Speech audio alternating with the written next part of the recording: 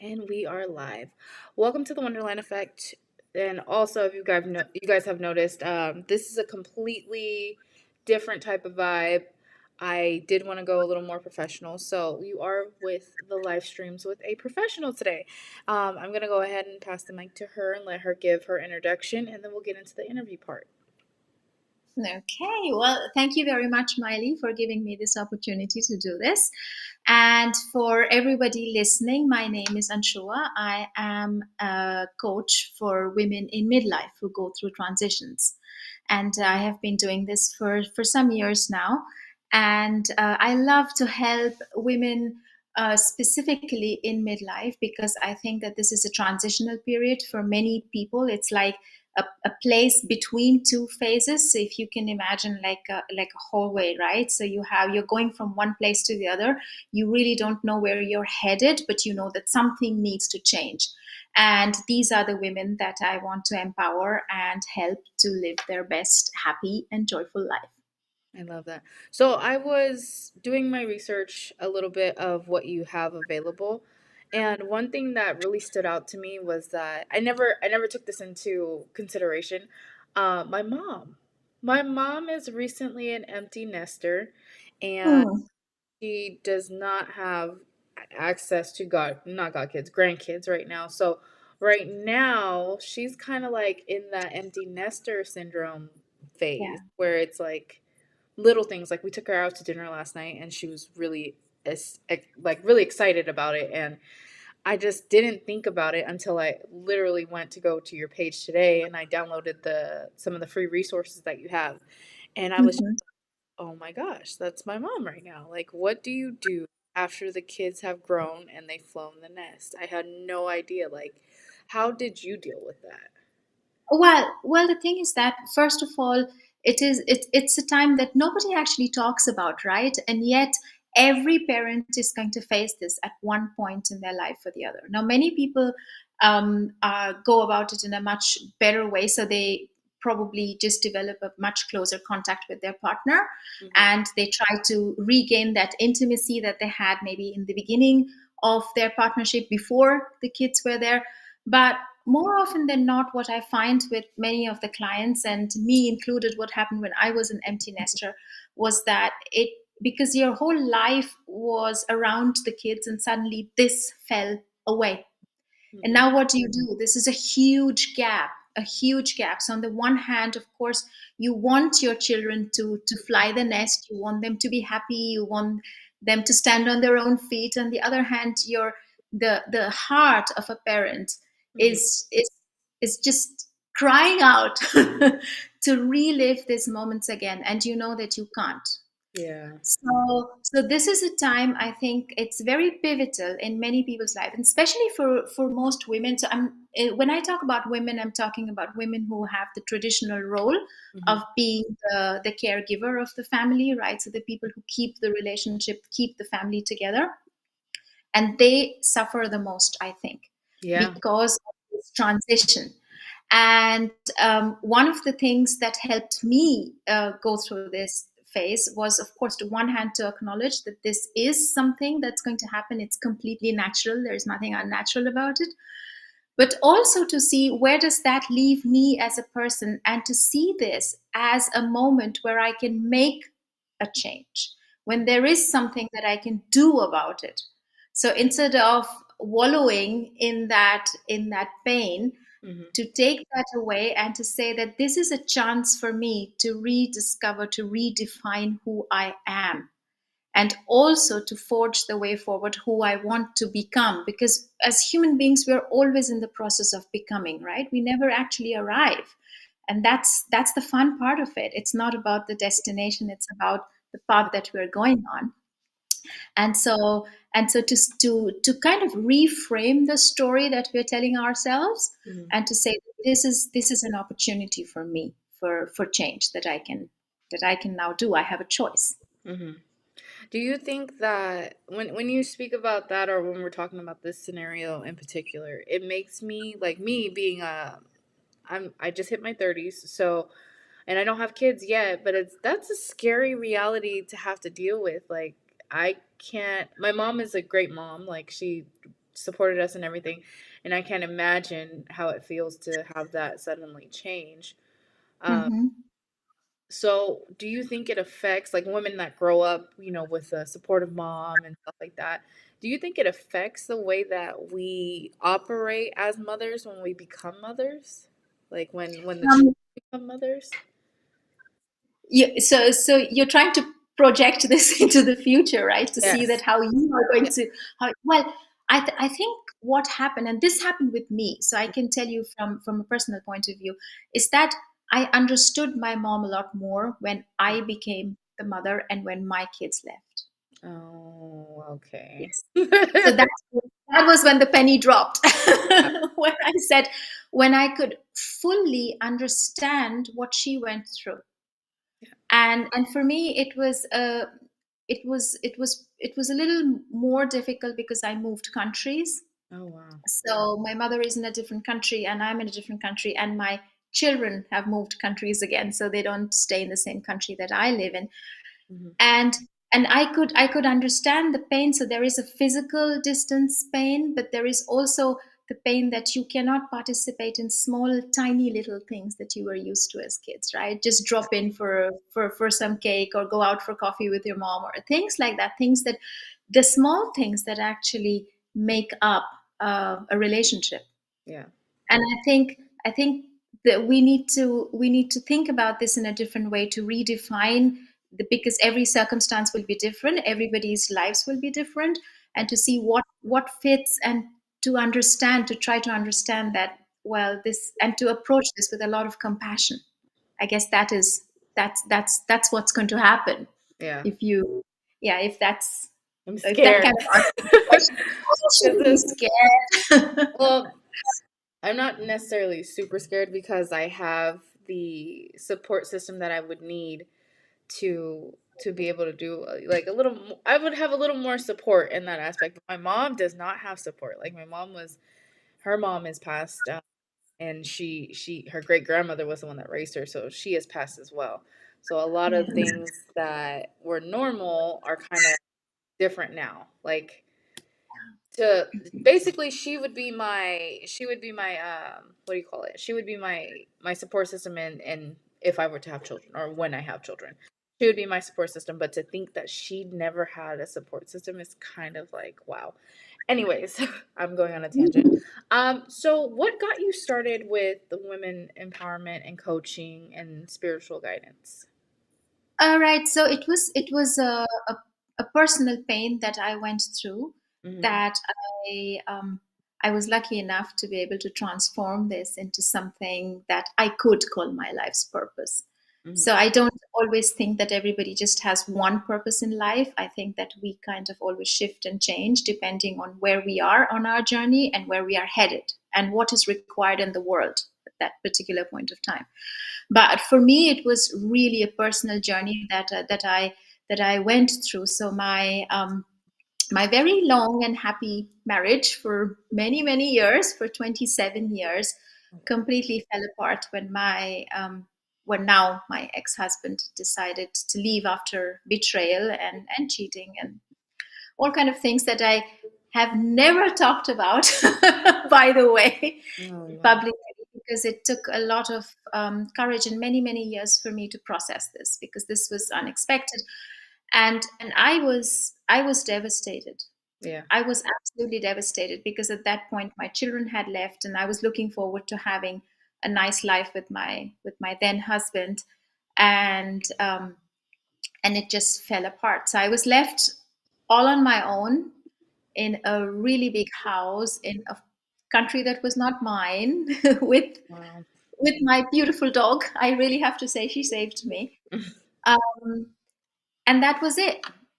And so the inspiration probably came after many months of being in stagnation. I guess that's what happens. So you always have these impulses when something like that happens. You either fight, flight, or freeze. Mhm. And I froze. I mean, that's the reaction that I had to the situation, where where I stopped eating and I wouldn't even drink water. So I was, and because I didn't have any support, I didn't have anybody to take care of me. So it was quite a difficult point in my life.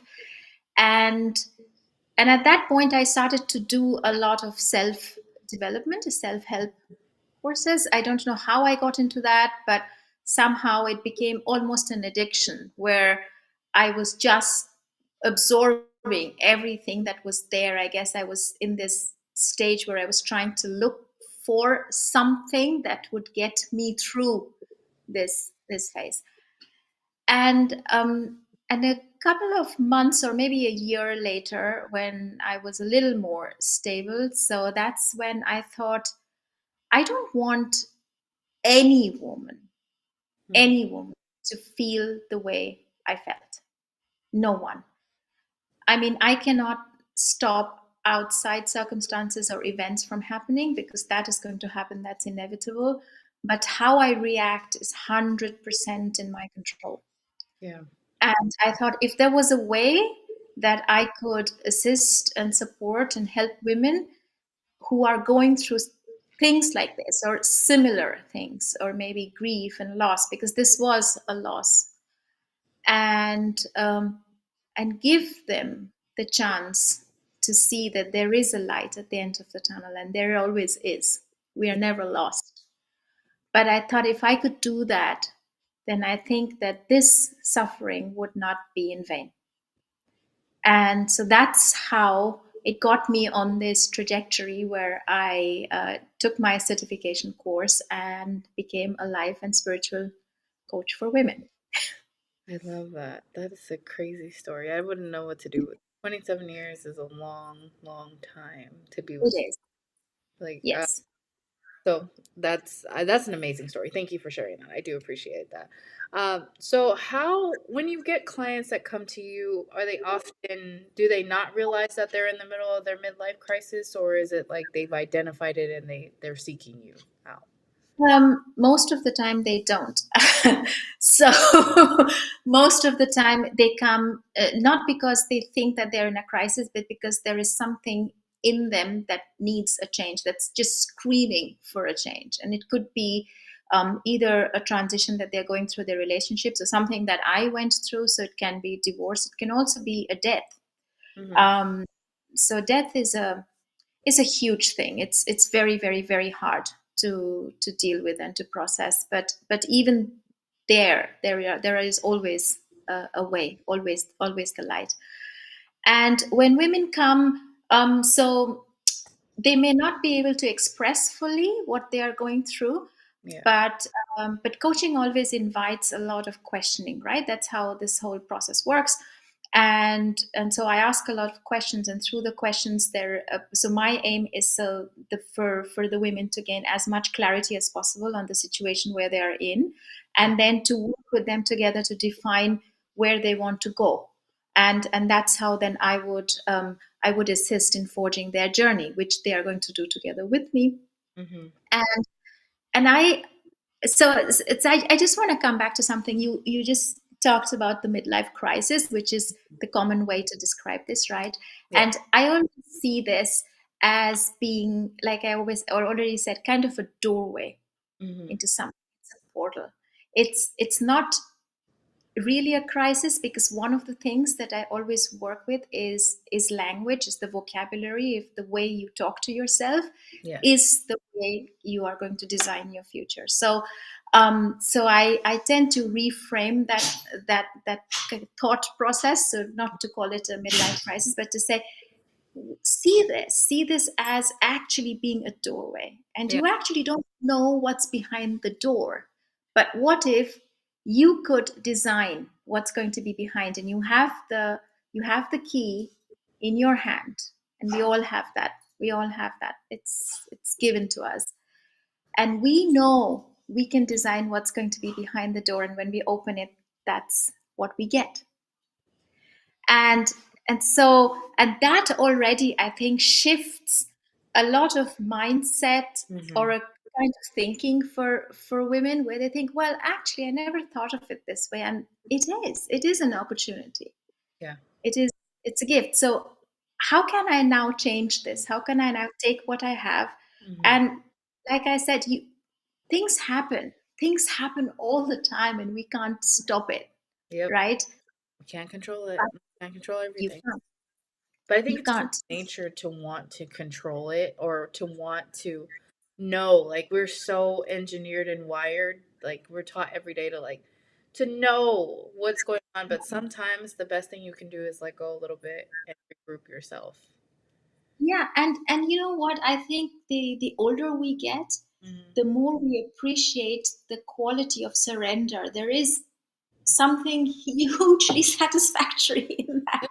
you let it go. You let the stress go, and it's like a Yeah, relief. exactly. And I can Exactly. imagine, especially when you've built a family, like you've dedicated your life to your family, and that was your purpose for a long time. Yeah. But even if you take away that aspect of it, anytime people have to make a transition into a different part of the journey, it's so hard to let go of who you've been and become who you should be. It's so much, Yeah. and that's just from my personal experience. That's not necessarily like anything that's happened outside of me. But Yeah. I know from personal experience, like transition is hard in any capacity, and it's even Yeah. hard if you've given life to little people, and now you got to go to the next step. So I do want to touch back on grievances. I do have a friend that recently lost her spouse, and how do you come back from that? That is so that's intense. That kind of grief is intense. How do you come It back? is.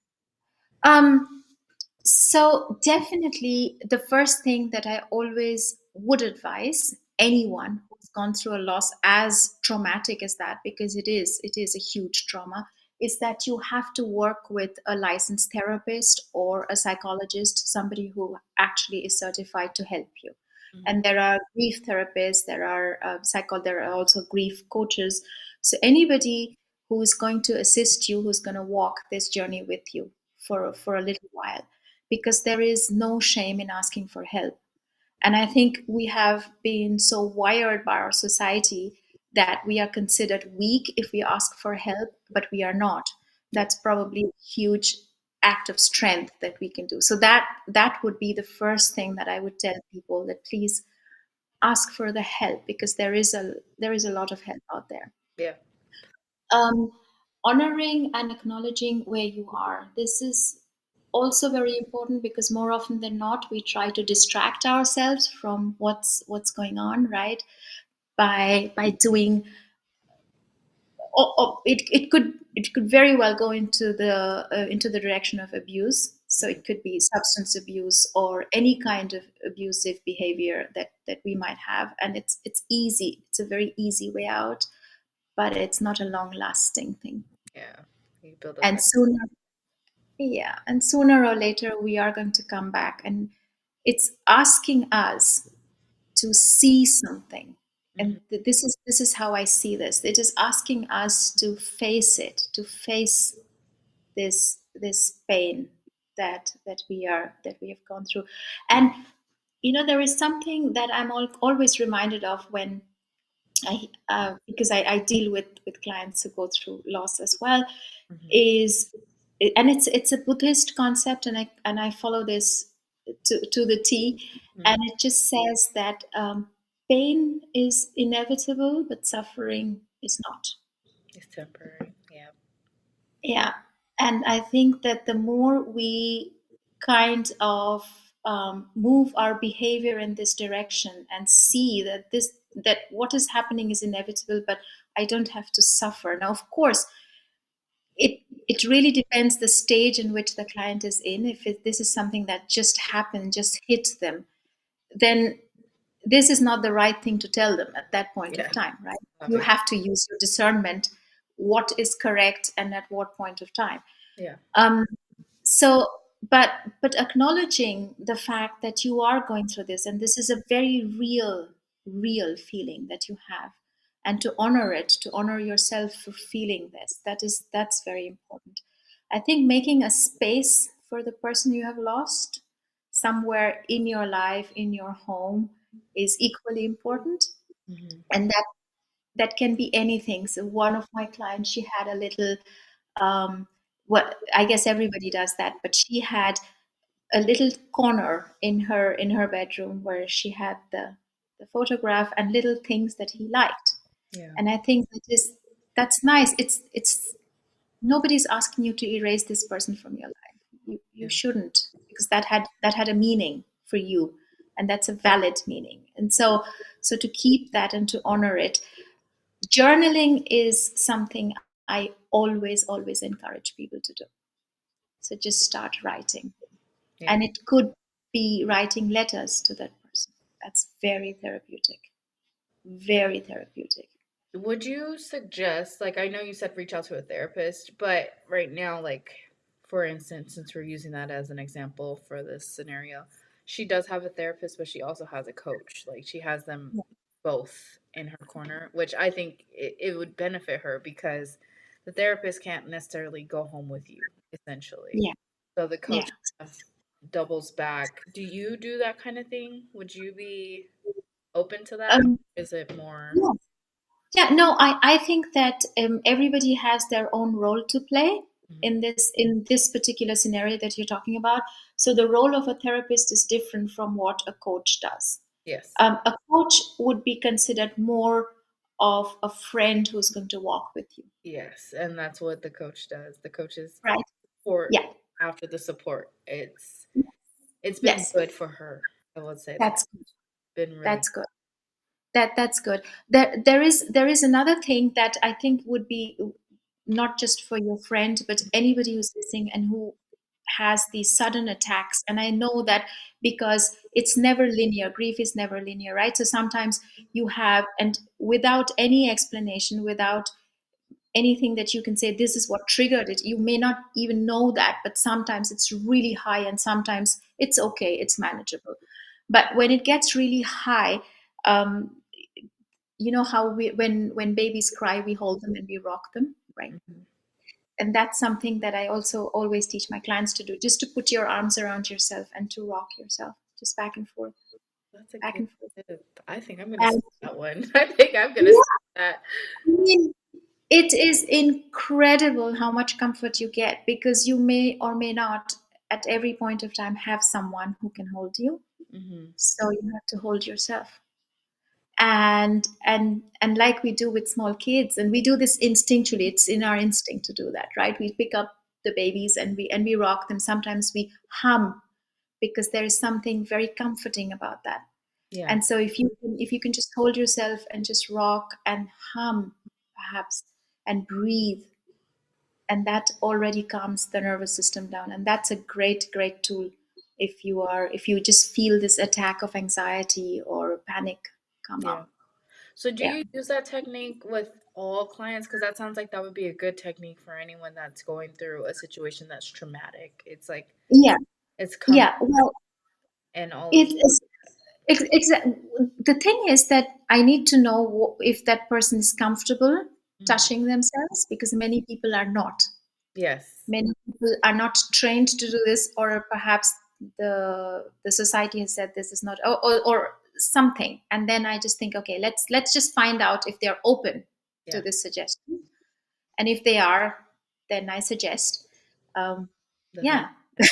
I like that technique. That's something that I'm gonna take away from our conversation.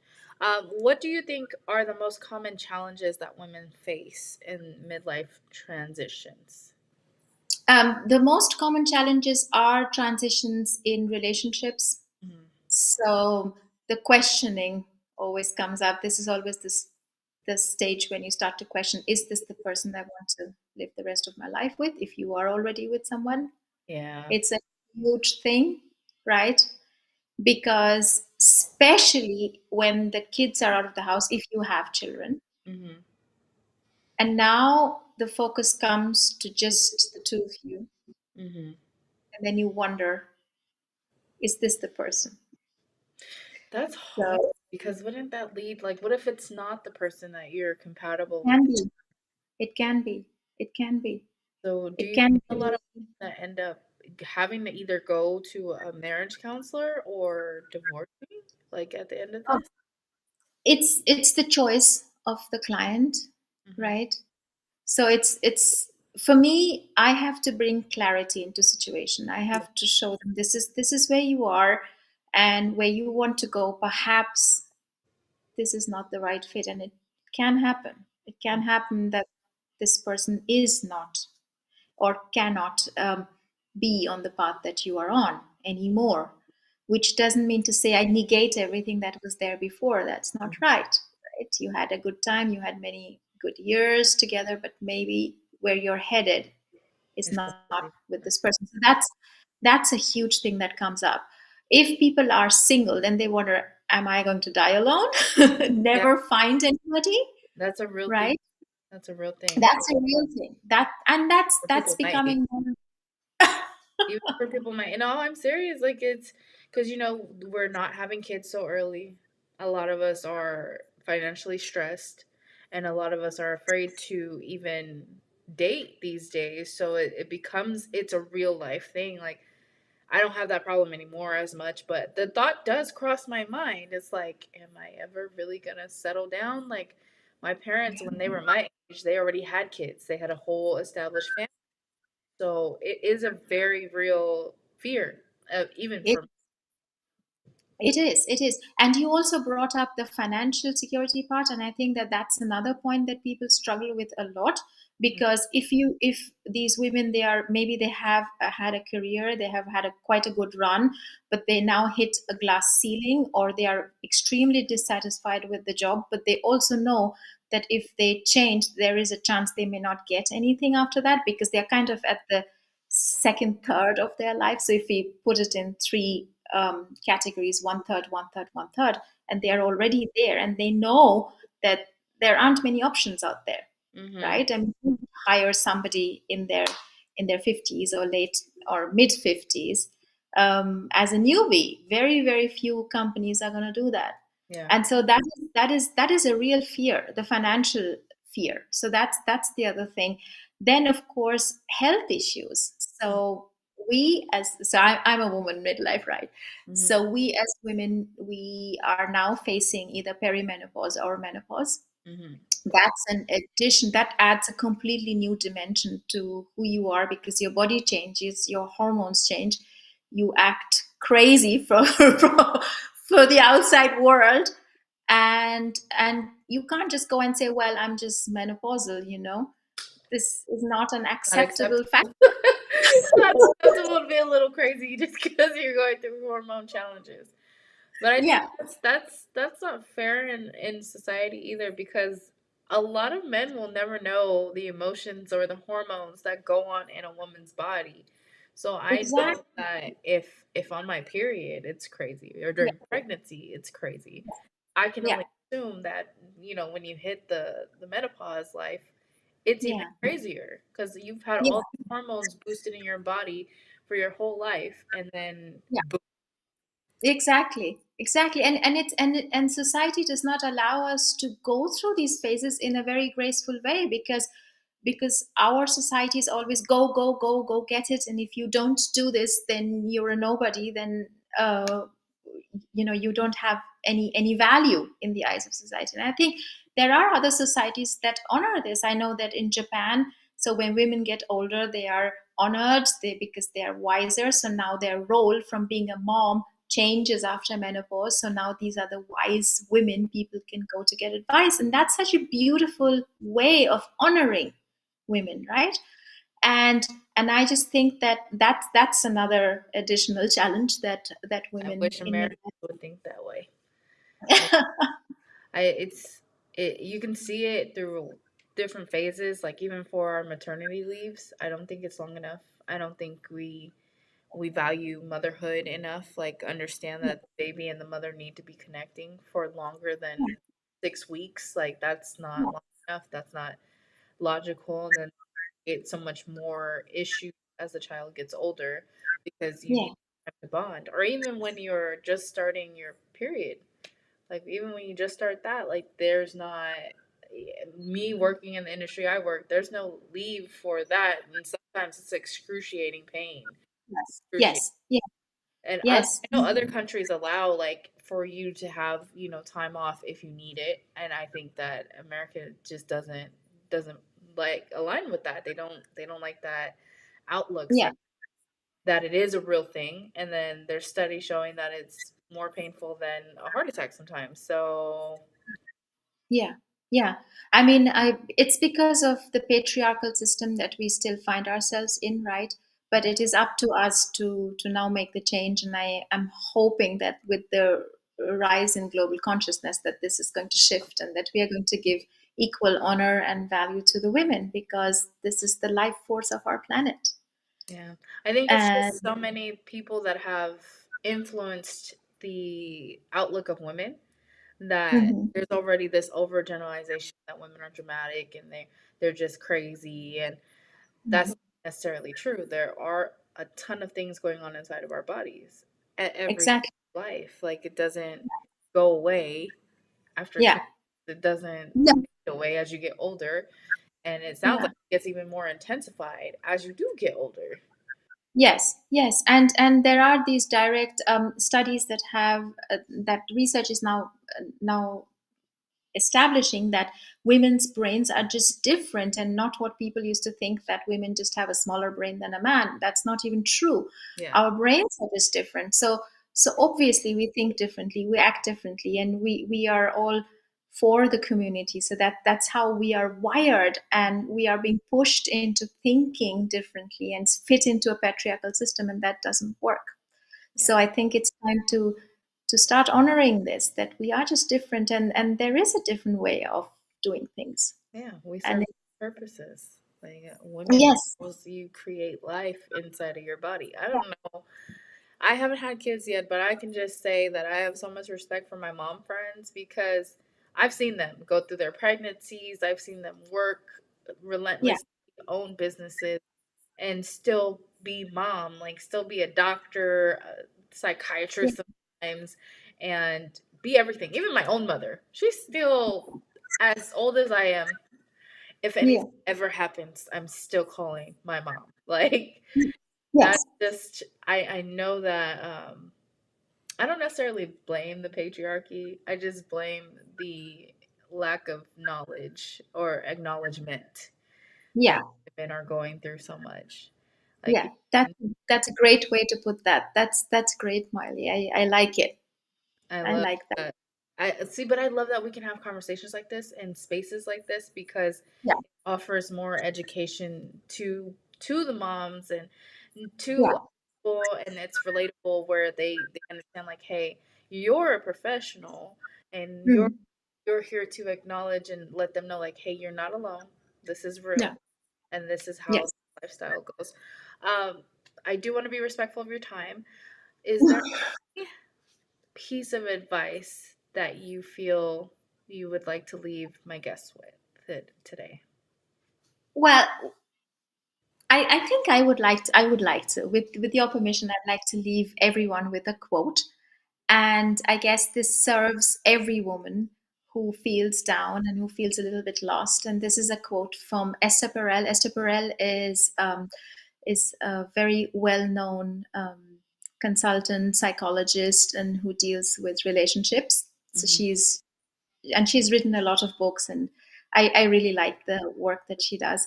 And she says that self-esteem is the ability to see yourself as flawed and still hold yourself in regard.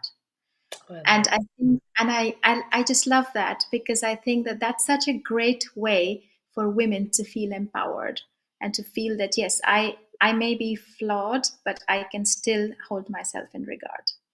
And that, I think, I wish that for all the sisters, the mothers, the daughters who are tuning in, but also for all our brothers. I was gonna say, that's a quote for everybody. Everybody should do that. We're in a Everybody. very interesting society these days, but that's Yeah. empowering.